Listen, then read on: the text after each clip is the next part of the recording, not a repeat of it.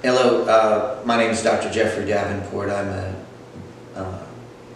emergency medicine doctor, as well as I have over 30 years in planning for physicians and for their economic lives. Part of an accounting firm, an advisory firm that was developed to help doctors economically. The reason it's so important is because the vast majority of doctors fail financially. Over 90% of doctors fail as being defined as they can't maintain their lifestyle while they were working if they stop working. Doctors fail not because they don't have the capacity to be able to do well financially, because they don't have training, they don't have education, and they don't have the time. The problem in terms of creating advisors that create the ability to get somewhere is difficult, because your accountants are trustworthy statistically, but they don't really come up with answers. Financial planners have answers, but sometimes you worry about a conflict of interest. So the idea is that if you can get accounting work that is proactive, that actually comes up with planning and solutions, but it's objective, it's not related to compensation or related to asset management or any agendas outside of giving good academic objective advice based on research and experience, then there's where your success can lie. There's three reasons that doctors fail financially: lack of efficiency, lack of control, and lack of safety. Efficiency is that doctors lose too much to unnecessary taxes, insurance, business and personal costs. There's a distinguishment in the words that I use that's important. There's a difference between necessary costs and unnecessary costs. Necessary costs are inevitable. The problem is that there's so many unnecessary costs for physicians and dentists.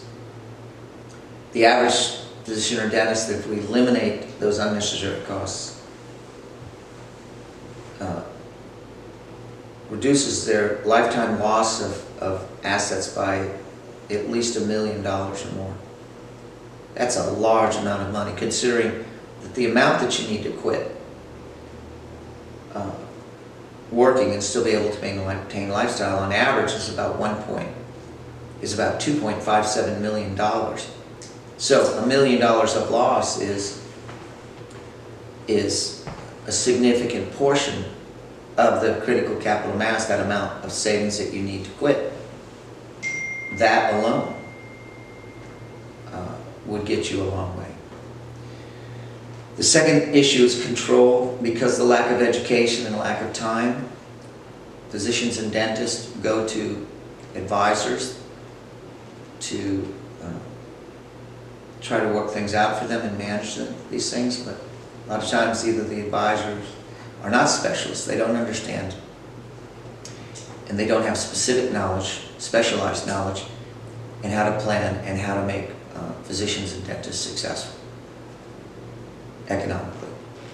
Or they have agendas that create inefficiencies because they're trying to sell an insurance policy, trying to sell an investment, or some combination thereof, that although on its face is not terrible,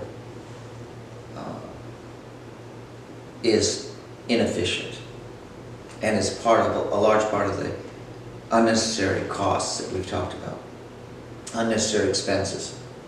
So they give too much control over to advisors that a lot of times they're either sincere or insincere. The ones that are sincere a lot of times are sincere, but they're sincerely wrong in what they do. And the final thing is safety. Because they don't know, because there's no plan and doctors don't know what they need to quit and when they're going to get there, a lot of times they end up, as time goes along, they get desperate and they think that they need to hit home runs. The average doctor, if they are maximize their efficiency, saving that unnecessary loss to taxes, insurance, and expenses, and just get 2 to 3 points above inflation on the rate of return, can get critical capital mass, that amount they need to be economically free, in an acceptable period of time, usually between 13 to 20 years, the vast majority of them. So the question becomes, if I can get to critical capital mass without taking risk, the first question I ask is, why risk at all? The more risk you take, the more chances you have of not getting to critical capital mass. The more it becomes a question of if you get there, rather than when you get there. So efficiency, control, and safety. So that's the beginning of the kinds of things to think about, and those are the kinds of things that we analyze. It's not by accident when we take on an accounting client, an advisory client.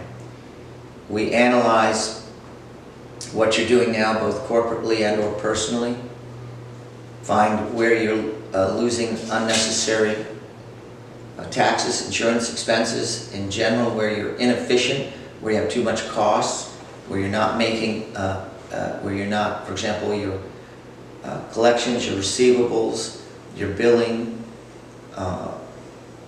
your flow in your patient base in the office, what's your volume, what's your patient satisfaction, taking all of those business components, creating an efficiency at the business level first, creating surplus, and then taking that and creating efficiencies to build wealth for you. Because the goal is, number one, to take care of patients.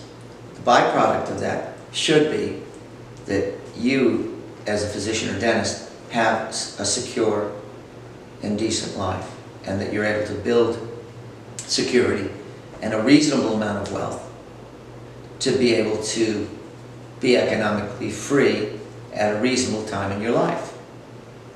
And so we are very specific in planning that, implementing it, monitoring it, and to continue to advance both your practice and your personal life to do this. It's not by accident. We've been doing it for 30 years, and it's based on over 50 years of research by the Economic Association of Health Professionals. We've helped thousands of doctors and dentists to get to these points of success, and we're sure that we can help you as well.